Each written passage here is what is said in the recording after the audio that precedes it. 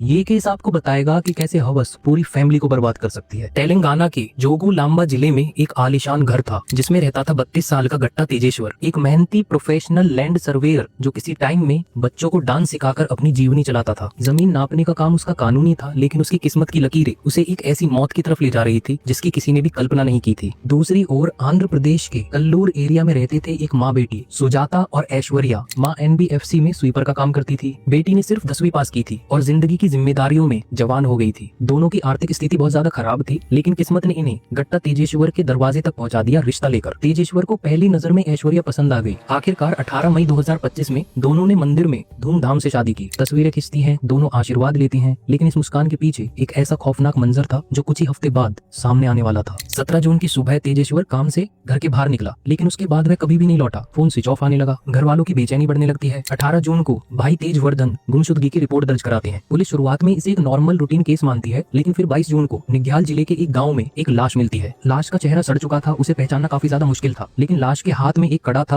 और टैटू था जिस पर अम्मा लिखा हुआ था। तेजेश्वर के भाई को बुलाया गया और उसे बॉडी को दिखाया गया। कड़े और उस टैटू की मदद से वह बॉडी को पहचान लेता है और यह बॉडी तेजेश्वर की ही थी। अब पुलिस की जांच तेज होती है। आपसी रंजिश, लेन देन, हर एंगल से केस को देखा जाता है, मगर जो सुराग सामने आए उसने सबको हिलाकर रख दिया। शादी के बाद ऐश्वर्या का व्यवहार काफी ज्यादा अजीब हो गया था। वह ना किसी से बात करती थी और ना पति को अपने करीब आने देती थी, बस फोन में बिजी रहती थी। कॉल डिटेल्स निकाले जाते हैं जिसमें पता चलता है कि ऐश्वर्या ने एक ही नंबर पर 2000 बार कॉल किया था, और जबकि अपने खुद के पति पर कुल 160 बार कॉल किया था। वो नंबर था तिरुमल राव का, एक NBFC ब्रांच मैनेजर, जिसके साथ ऐश्वर्या की माँ सुजाता का अफेयर था। यही नहीं, ऐश्वर्या और तिरुमल के बीच भी इश्क परवान चढ़ चुका था। माँ बेटी एक ही मर्द से प्यार करती थी। स्टार्टिंग में दोनों को इस चीज के बारे में पता नहीं था, लेकिन एक टाइम के बाद इन दोनों को इस चीज के बारे में पता चल गया था। लेकिन फिर भी इन दोनों ने अपना रिश्ता कंटिन्यू रखा और एक ही आदमी के साथ ये दोनों इंटीमेट होती रही। एक और हैरानी की बात ये थी कि तिरुमल शादीशुदा था, उसकी पत्नी कभी मां नहीं बन सकती थी। इस चीज की वजह से वह ऐश्वर्या से शादी करना चाहता था, लेकिन सुजाता नहीं चाहती थी कि उसकी बेटी उसका प्रेमी छीन ले। इसलिए सुजाता ने ऐश्वर्या की शादी तेजेश्वर के साथ तय कर दी। शादी से ठीक 5 दिन पहले वह घर छोड़कर तिरुमल के पास भाग गई थी। वापस लौटने पर इसने दहेज की कहानी गढ़ दी। तेजेश्वर के परिवार ने शादी से इनकार कर दिया, लेकिन तेजेश्वर ऐश्वर्या को काफी ज्यादा पसंद करता था, क्योंकि 1 साल से इनकी बातचीत लगातार हो रही थी और ये मिल भी रहे थे। वह अपने परिवार के खिलाफ गया और खिलाफ जाकर उसने ऐश्वर्या से शादी की। जब ससुराल रही तो वह तिरुमल से घंटों बातें करती थी। दोनों सोनम के केस से इंस्पायर होकर तेजेश्वर को रास्ते से हटाने की साजिश रचते हैं। तिरुमल ने सुपारी किलर नगेश, परशुराम और ड्राइवर राजू को हायर किया। ऐश्वर्या ने पति की बाइक में GPS ट्रैकर फिट किया ताकि उसकी हर प्रतिक्रिया पर नजर रखी जा सके। 17 जून को सुपारी किलर्स तेजेश्वर को बहाने से अपनी कार में बिठाते हैं। वीरापुर के पास पहुंचते ही उस पर ताबड़तोड़ हमला कर दिया जाता है। तेजदार हथियार से एक के बाद एक वार मारने के बाद लाश को नहर के किनारे झाड़ियों में फेंक दिया जाता है। मोबाइल फोन और बैग को नहर में फेंक दिया जाता है। तिरुमल को ये सब वीडियो कॉल पर दिखाया जाता है, लेकिन पुलिस को तेजेश्वर की बाइक में GPS ट्रैकर मिला, कॉल डिटेल्स और उसके बाद काफी सारे लिंक्स खुलने लगे। पता है, कहीं ना कहीं यहाँ पर गलती तेजेश्वर की भी थी। उसने ऐश्वर्या पर अंधा भरोसा किया।